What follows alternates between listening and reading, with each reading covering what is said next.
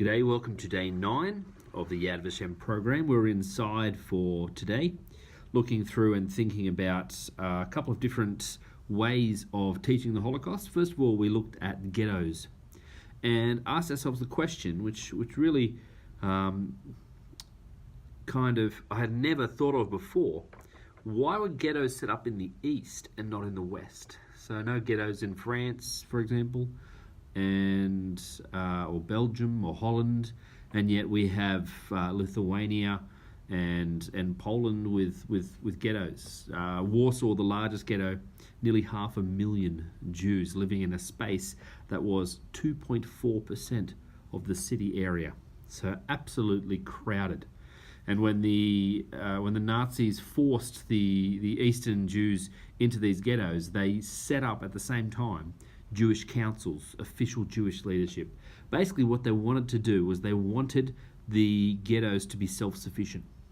They wanted to not have to worry about the ghettos, so they gave them an incredibly small amount of food, a ration of 184 calories a day, and expected everything else to be paid for and worked for by the ghetto. In order for them to not have to worry about it too much, they organised these official Jewish councils. And we looked at one man, for example, Cerniakov. I think it's Cerniakov. Yeah, Cerniakov is an engineer by trade, and he ended up running the ghetto, and often had incredibly difficult choices to make. And so we're asking this question: at what point do we think of these leaders as collaborating with the Nazis, or as trying to improve the conditions of the Jews in their control? So a really interesting ethical conundrum. And the term that keeps coming up, which really is an interesting way if you think about it, are choiceless choices. So really, there is no good answer. And Chernyakov helped in various ways. For example, they used to just haphazardly grab Jewish men in Poland and get them working 3, 4, 5 days till they dropped, basically, and then just kick them out. And these guys would go home, they'd be looked after by their mother or sister or wife or girlfriend, and then they'd go down the street when they've recovered and get picked up again. So Chernyakov said, how many guys do you need? And he set up a system to make it more systematic. Some people call that collaborating, others don't. But he worked with the local Nazi bureaucrat to try and solve problems, was the way that he thought of it. And this worked relatively well until a point where some of the Jewish kind of underground leaders came to him and said, they're planning an action, they're going to deport all of us and take us to camps. And he went and asked his Nazi bureaucrat whether that was the case, and he was assured, don't worry about it. Then he was given an order to give all census numbers of how many Jews were in the ghetto, where they were. And he knew that meant that they were going to plan an action and wipe and liquidate the ghetto.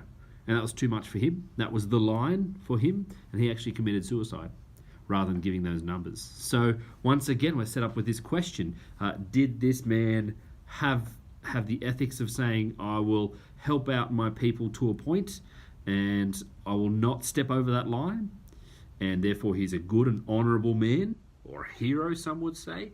Others say, well, no, he left his people in a time of need, and he took an easier way out. These are the kind of questions that were posed today looking through ghettos, which was really interesting. We then had 2 shorter sessions on using art as a teaching tool. So we looked at different artists who had been in the camps and been in the ghettos, looked at their artwork and thought about what it shows us when we're teaching the Holocaust and what we can learn by them. So one of the guys, Felix Nussbaum, looked at a couple of his artworks. The Refugee, very interesting work if you want to look it up. Another one of him kind of wearing a trench coat and holding up his ID, kind of trapped. Really interesting and kind of Yeah, fascinating way of thinking about the Holocaust. I don't think I'd thought about it before, but it's a really great way of opening the topic up to students because it's artwork. They're interpreting it. There's not yes, no, and often the art is quite evocative and makes you really think about what the person was feeling and what they're expressing. For example, a lot of the Jewish artists, despite being trapped, despite not having many goods, prolifically painted or drew using anything that was at hand, and often what they drew was self-portraits. So we asked the question, why is this? Were they seeking to take back their humanity? Were they seeking to show the world that they were still here? Very interesting points. Very interesting points. After that, we looked at the way of teaching everyday life in the Warsaw Ghetto, and how pictures can be a great way of thinking about it, but they're really just a snapshot in time. And without the voice of someone, without a diary entry, without video testimony, you're really struggling to decide and to think through the perspective of the person taking the photo, what the people are deciding and thinking about when the photo is taken. Have they been surprised? We don't even know if it's a German person or a Jewish person taking the photo in the ghetto. But once you're able to combine some of these elements, you can get a much richer picture. For example, we looked at the diary entry of Abraham Lewin. He talks about the deportations happening, and his wife is taken, and he's left behind with his daughter, and he's talking about the impact that this is having, and what this short film, just 8-minute film, has done is combined the Jewish voice of Abraham Lewin with pictures and records from the Germans. And it's a really powerful way of showing and combining them so that you get this kind of evocative picture of what it would have been like. His ethical dilemma. Does he follow his wife? He's got to look after his daughter. He's talking about how much he respects a man whose family were taken, and he gave himself up because he wanted to go with his family as well, and how this straightforward man, he really admired him. So that was quite interesting. We finally finished after lunch with looking at the idea of Jewish resistance and how Jewish resistance really needs to be thought through and really clearly defined. Because if we don't define it, if we don't say this is what resistance looks like, well, everything can look like resistance. If we say the Germans were trying to dehumanize the Jews, and so everything they did to humanize themselves was resistance, well, then brushing your teeth and standing up straight and making toys for children to play with in the ghetto, that all becomes resistance, and then it almost becomes nothing because it's everything.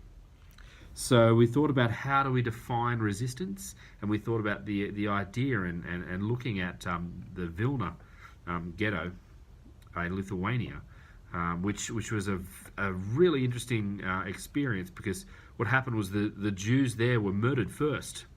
So the Nazis took over, murdered perhaps as many as 20,000 of the roughly 60,000 Jews that were there, and then they put them in ghettos, a kind of an old and ill ghetto, and then a younger and healthier ghetto. And these people in the ghettos resisted by making sure they were culturally staying, I guess, with it. So there was a source saying, vent your sorrows, go and laugh at plays, and go and see the music, and kind of make sure that you are keeping your spirits up, because staying alive is really the resistance that we're looking for here. And so we had this idea that those who spiritually make sure they resisted ended up physically resisting. Those people who decided to stand up for themselves, they were the first to die. And so often what occurred was you had people who were organising underground newspapers, underground schools, underground information networks, and these people eventually did resist in the ghettos at the end, but part of the resistance itself was just staying alive. And in order to do that, it was working together as a community. So all up, really interesting day. Went out for some gelato after dinner, which was delicious. French vanilla and Oreos. Can recommend. Tomorrow we're doing a bit more of, I'll look at the program.